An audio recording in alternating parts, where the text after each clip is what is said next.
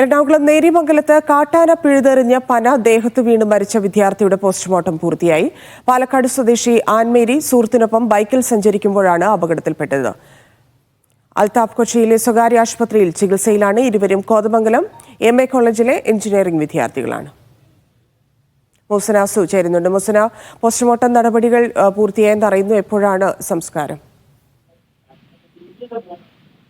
Dhanya, Kalamassery medical കോളേജിൽ അല്പസമയത്തിന് മുൻപാണ് postmortem നടപടികൾ പൂർത്തിയാക്കി മൃതദേഹം ബന്ധുക്കൾക്ക് വിട്ടു നൽകിയത്. പാലക്കാട് സ്വദേശിനിയാണ് മരിച്ച ആൻമേരി. എന്താണെങ്കിലും ഇന്ന് തന്നെ സംസ്കാരം ഉൾപ്പെടെയുള്ള നടപടികൾ ഉണ്ടാകുമെന്ന് തന്നെയാണ് മനസ്സിലാക്കുന്നത്. കളമശ്ശേരി മെഡിക്കൽ കോളേജിൽ ഈ സുഹൃത്തുക്കളും കോളേജിലെ സുഹൃത്തുക്കളും അതുപോലെ തന്നെ മന്ത്രി P. രാജീവ്, കോതമംഗലം MLA ആന്റണി ജോൺ തുടങ്ങിയവരൊക്കെ ഉണ്ടായിരുന്നു.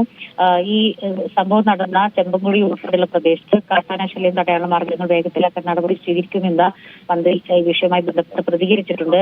സൂചിപ്പിച്ചതുപോലെ തന്നെ ഇന്നലെ വൈകുന്നേരത്തോടെയാണ് ചെമ്പൻകുഴിയിലെത്തി ആൻമേരി സുഹൃത്ത് അൽതാഫ് സഞ്ചരിച്ച ബൈക്കിന് മുകളിൽ കാട്ടാന കുത്തിമറിച്ചിട്ട പന വീണത്. ഗുരുതര പരിക്കേറ്റ ആൻമേരിയുടെ ജീവൻ രക്ഷിക്കാനായില്ല.